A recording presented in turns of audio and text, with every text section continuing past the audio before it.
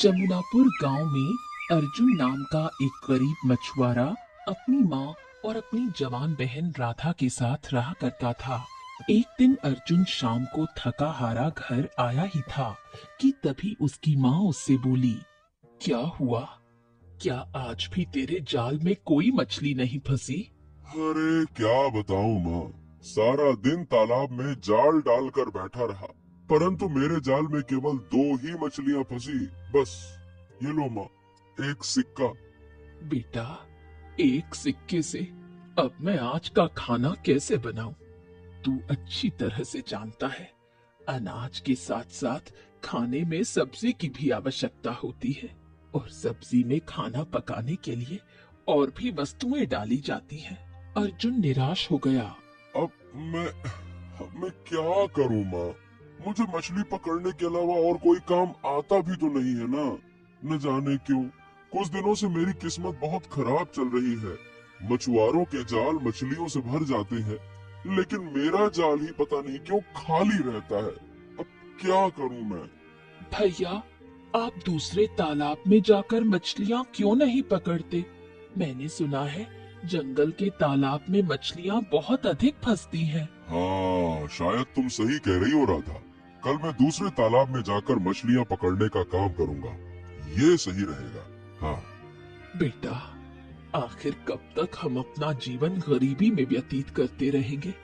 राधा जवान हो गई है, कल उसके हाथ भी पीले करने हैं। सब कुछ कैसे हो पाएगा?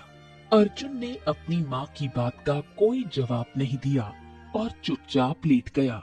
अगली सुबह अर्जुन अपना जाल लेकर जंगल की ओर निकल पड़ा। वो जंगल की सीमा तक पहुंचा ही था कि तभी रास्ते में एक दूसरा मछुआरा उसे मिल गया। मछली जाल में फंसी था, बड़ा मजा अरे क्या बात है भैया अर्जुन, कहाँ कहाँ? ये तुम जाल वाल लेकर ये जंगल की तरफ काहे जा रहे हो भैया? ओ, लगता है जंगल के तालाब से मछलियां पकड़ना चाह रहे हो। आहा, लेकिन एक बात बता दूं, जब समय खराब होता है तो फिर सबई कुछ खराब होता है। जंगल का तालाब तो बहुत दूर की बात है। अरे मैं तो कहता हूँ कि तुम समंदर में भी जाल डाल दोगे, तुम्हारे जाल में मछलियां नहीं फंसने वाली। अरे किस्मत खराब, समय खराब तो सब खराब। इतना कहकर दूसरा मछुआरा अर्जुन का मजाक उड़ाता हुआ वहां से चला गया। अर्जुन जंगल के तालाब में गया और अपना जाल फैलाकर बैठ गया। अर्जुन शाम तक बैठा रहा। शाम को उसके जाल में केवल 2 मछलियां फंसी। हाँ, वो मछुआरा सही कह रहा था।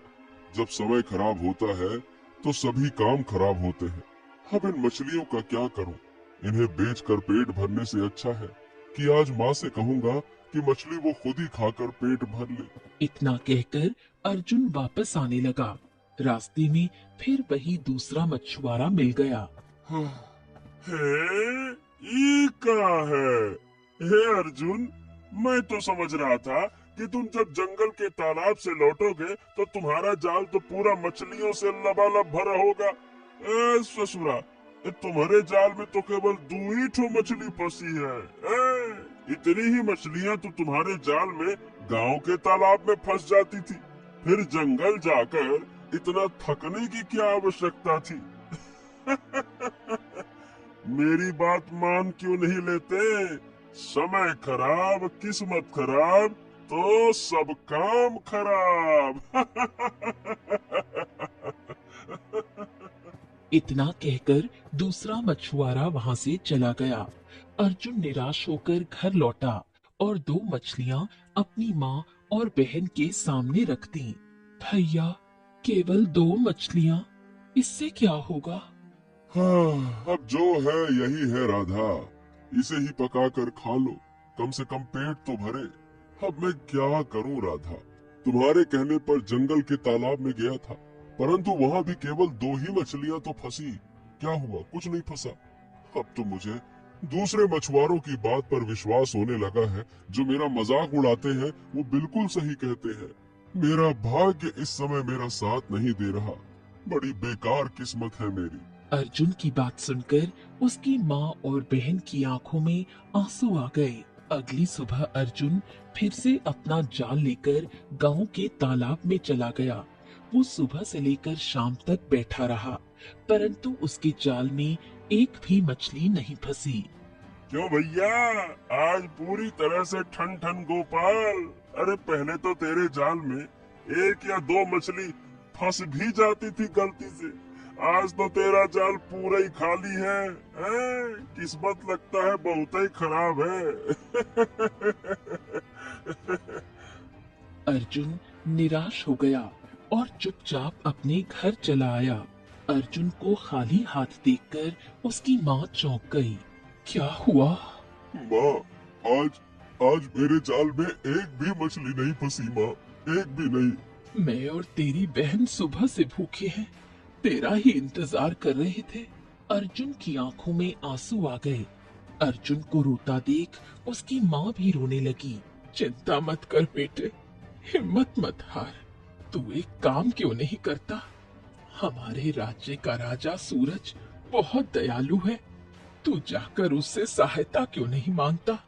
एक ना एक दिन तो तुझे उससे सहायता मांगने जाना ही है, क्योंकि हमें राधा की शादी भी करनी है।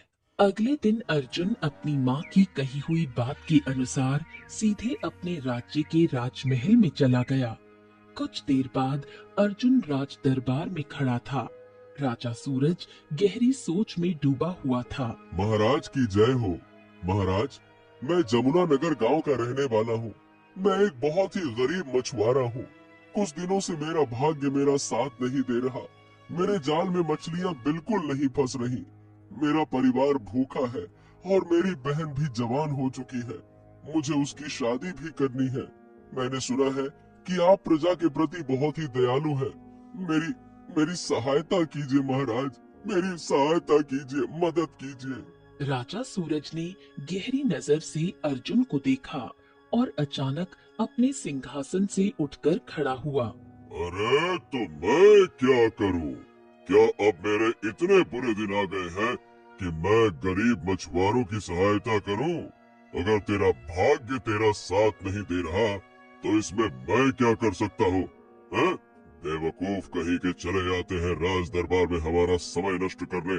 चलो जाओ यहाँ से, हम तुम्हारी सहायता नहीं कर सकते। चलो भागो, सैनिकों निकालो इसको बाहर। ये सुनकर दरबारी आश्चर्य से राजा सूरज की ओर देखने लगे। एक दरबारी उठकर राजा से बोला, महाराज ये क्या? हमारे महल का तो नियम रहा है कि कोई भी खाली हाथ नहीं जाता। मैंने कभी आपको इस तरह से किसी गरीब को अपमानित करते हुए तो नहीं देखा। ये सुनकर राजा सूरज और क्रोधित हो गया। बकवास बंद करो। अगर तुम्हें इतना बुरा लग रहा है तो तुम इसकी मदद करो। दरबारी चुपचाप वापस बैठ गया। राजा सूरज ने अर्जुन से कहा, अब खड़े खड़े देख क्या रहे हो बेवकूफ? चले जाओ यहाँ से, और आज के बाद हम ऐलान करते हैं कि हमारे महल में कोई भी गरीब प्रवेश नहीं करेगा। सैनिकों, इस बात का खास ख्याल रखो। राजा सूरज ने अर्जुन को अपमानित करके बाहर निकाल दिया। अर्जुन आंखों में आंसू लिए हुए अपने घर वापस आ गया। अर्जुन ने जो कुछ देखा उसे अपनी माँ को सुनाया।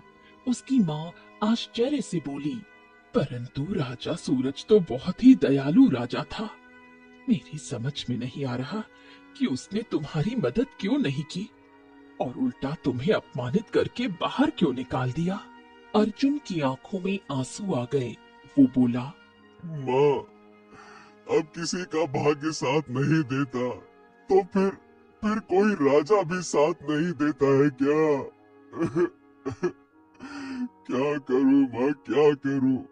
राधा अर्जुन के पास गई और उसे साहस दिया। भैया, आप हिम्मत मत हारो, देखना एक ना एक दिन भाग्य जरूर बदलेगा।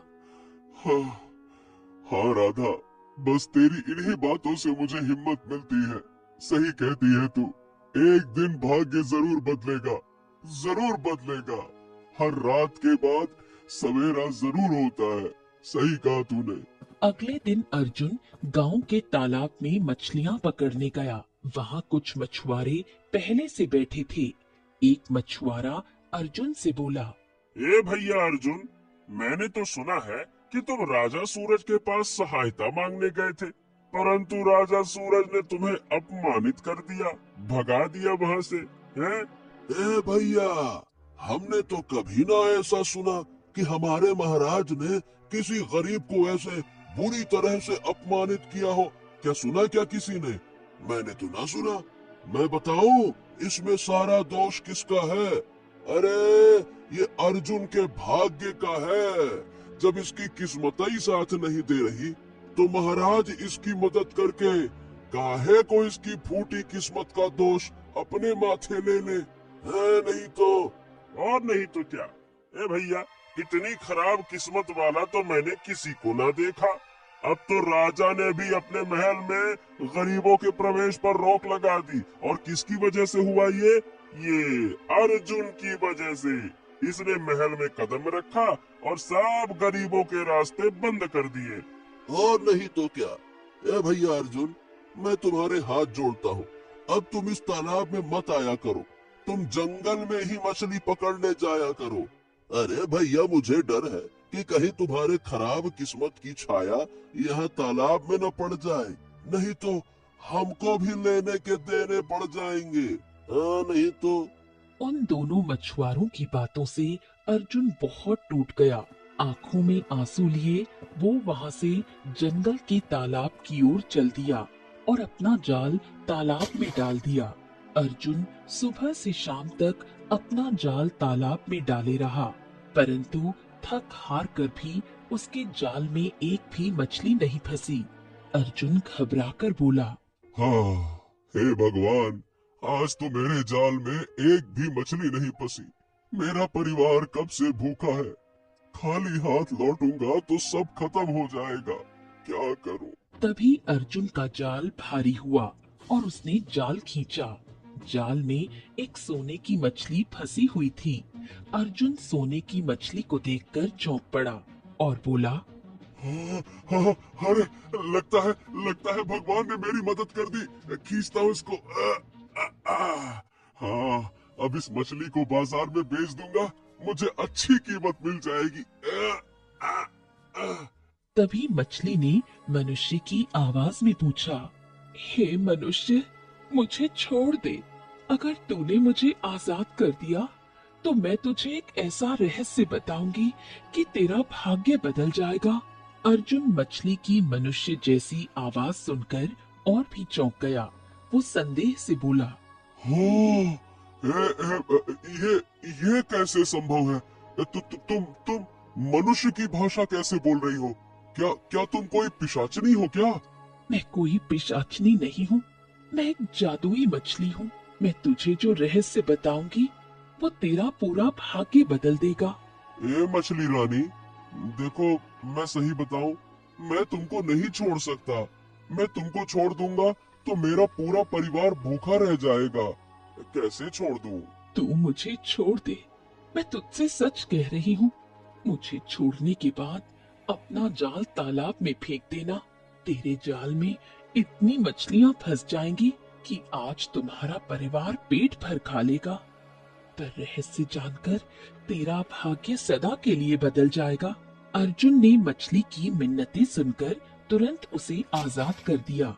मछली तुरंत तालाब के अंदर चली गई। अर्जुन काफी देर तक वहां बैठा रहा। अरे क्या ही कहूँ, लगता है मैंने मछली की बात मानकर गलती कर दी। हाँ। तभी मछली फिर से तालाब से बाहर आई और बोली, अब मेरी बात ध्यान से सुन मनुष्य। जंगल की गहराई में जा। जंगल की गहराई में एक खंडहर है। उस खंडहर में एक जादूगर रहता है जिसने एक मैना पक्षी को कैद कर रखा है। तू जादूगर के चंगुल से उसे आजाद करा दे, तेरा भाग्य बदल जाएगा। अर्जुन चौंक गया। है? मैं जादूगर के चंगुल से मैना पक्षी को आजाद करके कैसे अपना भाग्य बदल लूंगा? मुझे तो कुछ समझ ही नहीं आया। जब तू उसे आजाद कराएगा तो तू स्वयं जान जाएगा। पर याद रखना, वो जादूगर बहुत ही चतुर और खतरनाक है, इसलिए उसका सामना बहुत मुश्किल होगा।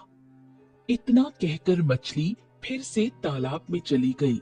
अर्जुन ने फिर अपना जाल डाला और उसने 2 मछलियां पकड़ी।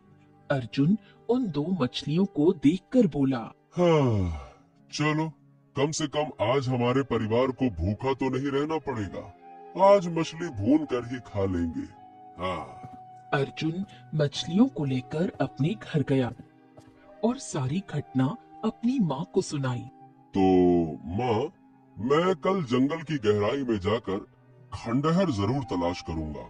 बेटा, एक बार और सोच ले, क्या जादुई मछली पर विश्वास करना सही होगा? अब क्या सोचना क्या विचारना माँ, मेरे पास इसके अलावा और कोई विकल्प तो है नहीं। हो सकता है कि वाकई में इसमें कोई बड़ा रहस्य छुपा हो सकता है कि हमारी फूटी किस्मत अच्छी हो जाए। अगले दिन अर्जुन जंगल की गहराई में गया। वो काफी देर तक पैदल चला और जंगल का दृश्य थोड़ा डरावना सा लगने लगा। बहुत दूर चलने के बाद अर्जुन के कानों में एक आवाज टकराई। कौन हो तुम और इस जंगल की गहराई में क्यों चले जा रहे हो? क्या तुम नहीं जानते कि जंगल बहुत खतरनाक है? अर्जुन पलटा और देखा कि एक साधु वहाँ खड़ा था। अर्जुन साधु के पास गया और अपनी बात बताई। प्रणाम साधु महाराज। साधु महाराज, मैं जंगल में एक खंडहर तलाश रहा हूँ। मुझे मछली ने बताया कि वहाँ एक जादूगर है जो मैना पक्षी को कैद किए हुए है। अगर मैं उसे आजाद कर दूं तो मेरा भाग्य बदल जाएगा। साधु चौंका और रहस्यमय अंदाज में मुस्कुराया। बड़े बहादुर हो जो मछली की बात मानकर यहाँ पे आ गए। पर क्या तुम्हें लगता है कि वो जादूगर कोई सामान्य व्यक्ति है? वो जादूगर बहुत ही खतरनाक है। वो तुम्हें मार देगा। हाँ, मुझे इस बात की कोई परवाह नहीं है साधु महाराज। मैं तो रोज अपने परिवार को गरीबी और दुख के कारण मरते हुए देख रहा हूँ, और गरीबी से ज्यादा खतरनाक इस दुनिया में कुछ भी नहीं होता। पर एक बार फिर से सोच ले बच्चे, अपनी जान खतरे में डाल रहा है तू। वो जादूगर कोई साधारण जादूगर नहीं है, बल्कि बहुत ही शक्तिशाली जादूगर है। और तूने बताया कि तेरा एक परिवार भी है। अगर तुझे कुछ हो गया तो तूने कभी सोचा है कि तेरे परिवार का क्या होगा? अर्जुन फीकी मुस्कान दिए हुए साधु की ओर देखकर बोला। वैसे मेरे जीते जी भी मेरे परिवार के साथ क्या हो रहा है? मैं उनके लिए कुछ भी नहीं कर पा रहा साधु महाराज। न खाने को है, न जीने को है। क्या करूं? हाँ, नियति ने मुझे एक मौका दिया है और मैं इस मौके को छोड़ूंगा नहीं। भले ही मुझे अपनी जान क्यों न गंवानी पड़े, पर मैं अपने परिवार के लिए कुछ भी करूंगा। इसका मतलब तू पक्का फैसला करके आया है। हाँ, और मैं अपने कदम हरगिज वापस नहीं लूंगा। साधु मुस्कुराते हुए बोला। तो ठीक है, मेरा आशीर्वाद तेरे साथ है बच्चा। पर तुझे एक बात बताता हूँ, जब तू खंडहर तक पहुँच जाए तो जादूगर से अचानक से उसका सामना मत करना। जादूगर दोपहर के समय खंडहर से कुछ देर के लिए चला जाता है, इसीलिए दोपहर में ही तो खंडहर में प्रवेश करना और वहाँ जो मैना पक्षी होगी उससे बात करना। है? मैना पक्षी से बात करना? तो क्या मैना पक्षी भी मनुष्य की आवाज में बात करती है? हाँ, वो मैना पक्षी कोई साधारण पक्षी नहीं है। वो भी मनुष्य की आवाज में बात करती है। ठीक वैसे ही जैसे तूने मुझे बताया कि तुझे उस मैना पक्षी के बारे में एक जादुई मछली ने बताया, और वो जादुई मछली भी मैना पक्षी की आवाज में बात करती थी। उस मैना पक्षी की बातें सुने बगैर जादूगर से सामना मत कर लेना, वरना तेरी हार निश्चित है, क्योंकि तू जादूगर के सामने नहीं टिक पाएगा।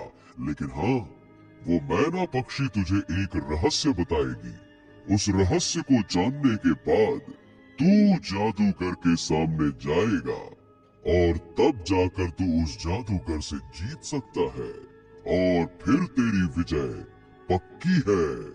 हरिओम हरिओम हरिओम। इतना कहकर साधु वहां से चला गया।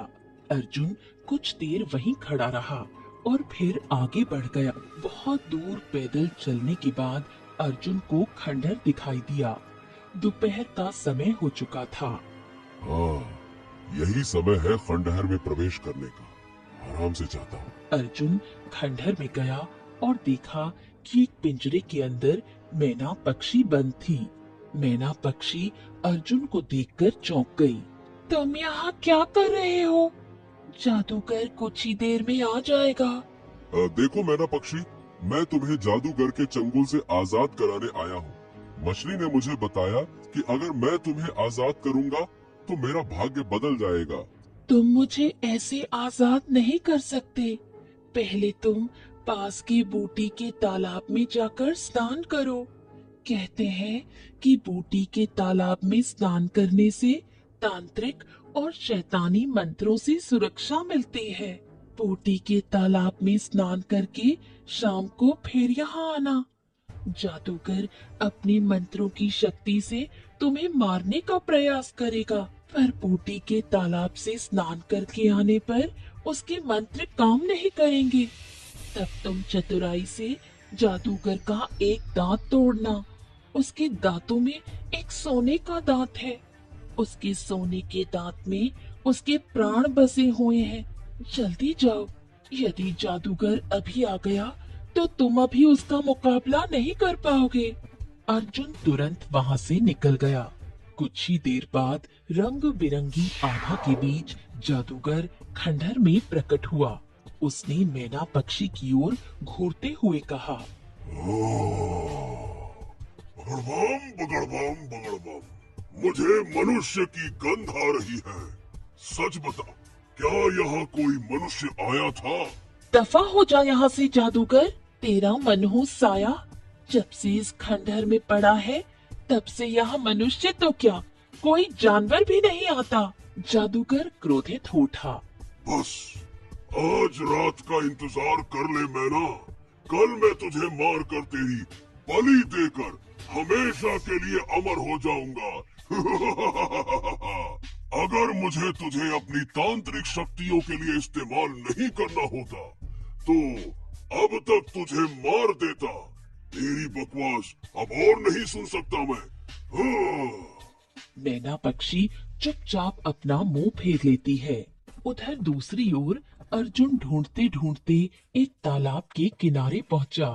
हाँ, क्या यही बूटी का तालाब है जिसके बारे में मैना ने बताया था? हाँ, मैं जड़ी बूटियों का तालाब हूँ। लेकिन सुन ले, अगर तूने स्नान किसी बुरी नियत से किया तो जलकर राख हो जाएगा, और अगर नेक काम के लिए स्नान करेगा तो तुझे कोई नुकसान नहीं होगा, क्योंकि मैं एक जादुई तालाब हूँ। अर्जुन ने बिना देर किए तालाब में स्नान किया।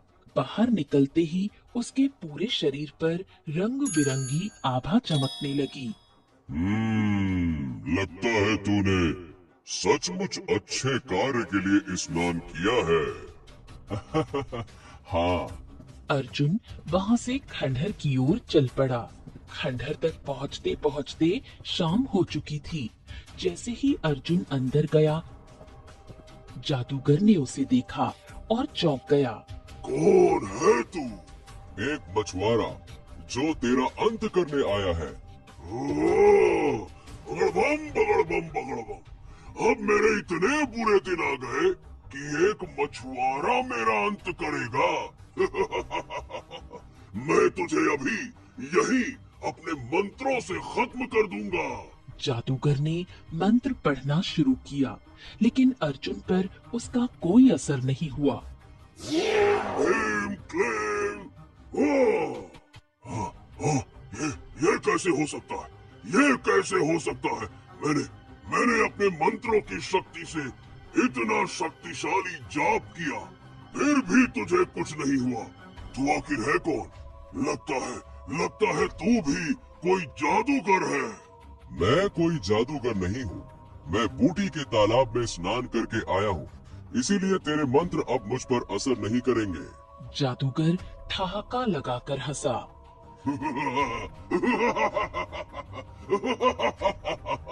तो ठीक है, बूटी के तालाब का असर तो कुछ समय तक ही रहेगा, उसके बाद तेरा होगा बगड़बम बगड़बम बगड़बम। अर्जुन ने मौका देखकर तेजी से जादूगर के मुंह पर एक जोरदार मुक्का मारा।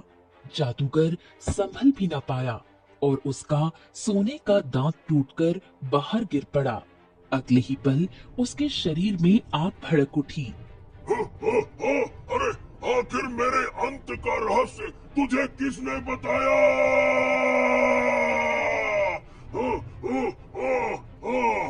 यही मैना पक्षी ने, उसी ने मुझे जड़ी बूटी के तालाब के बारे में बताया।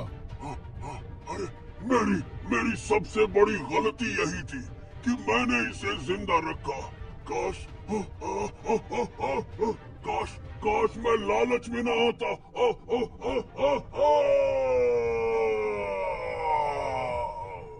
इतना कहकर जादूगर जलकर राख हो गया। अचानक रंग बिरंगी आभा फैली और मैना पक्षी का पिंजरा गायब हो गया। अगले ही पल एक धमाके के साथ मैना एक राजकुमारी में बदल गई। अर्जुन राजकुमारी को देखकर चौंक गया। तुम कौन हो? मैं इस राज्य की राजकुमारी सौम्या हूँ, राजा सूरज की पुत्री। ये सुनकर अर्जुन के पैरों तले जमीन खिसक गई। ओह, तो तुम उस राजा सूरज की पुत्री हो, वही राजा जो गरीबों की मदद करना तो दूर, उन्हें देखना भी पसंद नहीं करता। हाँ, मुझे नहीं पता था कि मैं एक ऐसे राजा की पुत्री की मदद कर रहा हूँ। राजकुमारी सौम्या की आंखों में आंसू आ गए। तुम्हें पूरी सच्चाई नहीं पता। पूरी सच्चाई? तुम्हारा क्या मतलब है? राजकुमारी सौम्या कुछ देर चुप रही। उसके चेहरे पर गहरी पीड़ा थी। इस समय जो राज्य का राजा बना हुआ बैठा है, वो असली राजा सूरज नहीं है, बल्कि हमारा मंत्री है। असली राजा सूरज को तो कुछ समय पहले ही एक जादूगर ने मेरी आंखों के सामने मार दिया था। मार दिया था? क्या मतलब? तो फिर मैं जिससे मिलकर आया, वो कौन है? मैंने कहा तो है तुमसे कि वो मंत्री था। दरअसल मंत्री की काफी समय से हमारे राज्य पर नियत खराब थी। एक दिन वो शिकार के बहाने मुझे और मेरे पिता को जंगल में इसी खंडहर के पास ले आया। खंडहर में जादूगर बैठा था। अचानक उसने मंत्र पढ़ा और मेरे पिता के शरीर में आग लग गई। ये देखकर मैं चौंक पड़ी। सब कुछ इतनी जल्दी हुआ कि मुझे कुछ भी समझने का मौका ही नहीं मिला। अगले ही पल मैंने देखा कि मंत्री का चेहरा मेरे पिता में परिवर्तित हो गया। मेरी एक सहेली थी, क्योंकि वो एक परी थी। मैंने मदद के लिए उसे बुलाया। परी मदद के लिए आई, लेकिन जादूगर का मुकाबला नहीं कर सकी।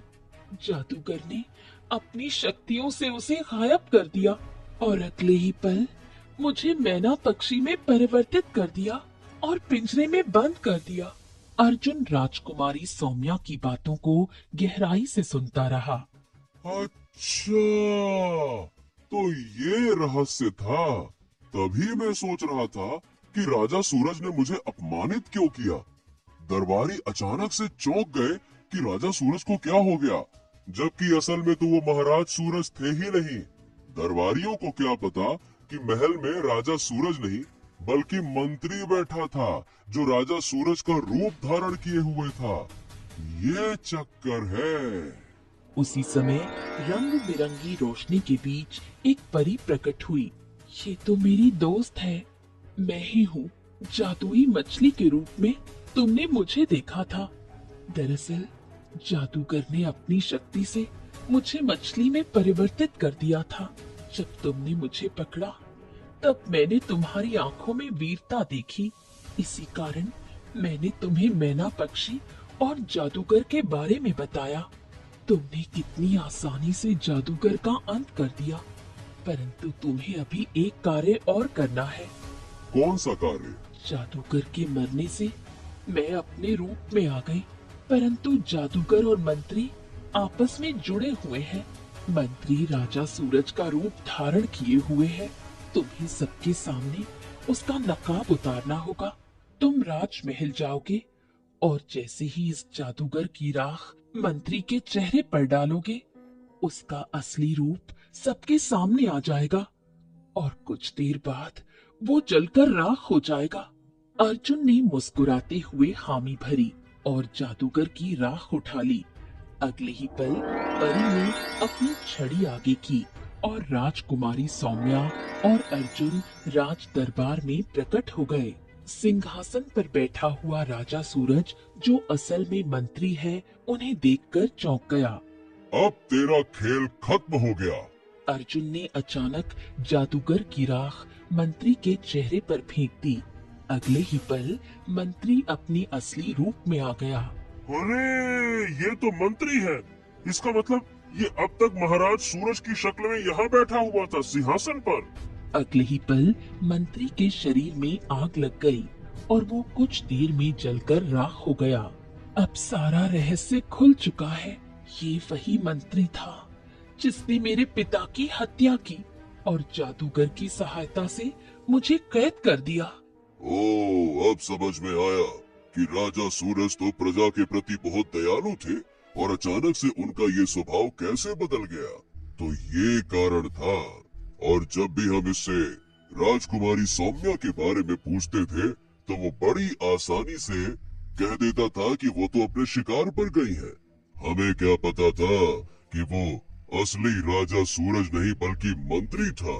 राजकुमारी सौम्या ने सबके सामने अर्जुन का हाथ उठाया। ये सब अर्जुन की वजह से हुआ है। दरबार तालियों की गड़गड़ाहट से गूंज उठा। मैं तुमसे विवाह करना चाहती हूँ और चाहती हूँ कि इस राज्य की बागडोर तुम संभालो। अर्जुन ने मुस्कुराते हुए हामी भरी। उसी समय उनका विवाह संपन्न हुआ और अर्जुन राजा बन गया। तभी परी प्रकट हुई। मैंने कहा था ना, अगर तू मैना पक्षी को आजाद करेगा तो तेरा भाग्य बदल जाएगा। देख, तू साधारण मछुआरे से सीधा राजा बन गया। परी रंग बिरंगी आभा के साथ गायब हो गई। अर्जुन अपनी पत्नी सौम्या और सैनिकों के साथ अपने घर पहुंचा। उसकी माँ और बहन अर्जुन को राजा के रूप में देखकर दंग रह गईं। अर्जुन ने सारी घटना उन्हें सुनाई और कहा, तो चलो अब हम राजमहल में रहेंगे। गांव के लोग जो पहले अर्जुन का मजाक उड़ाते थे, अब उसकी किस्मत पर नाज करने लगे। एक साधारण मछुआरे की तकदीर बदल गई थी। जिसे लोग कभी तिरस्कृत समझते थे, वही आज महान राजा बन गया। तो दोस्तों, कहानी कैसी लगी कमेंट बॉक्स में जरूर बताइए। चैनल को जरूर सब्सक्राइब कीजिए।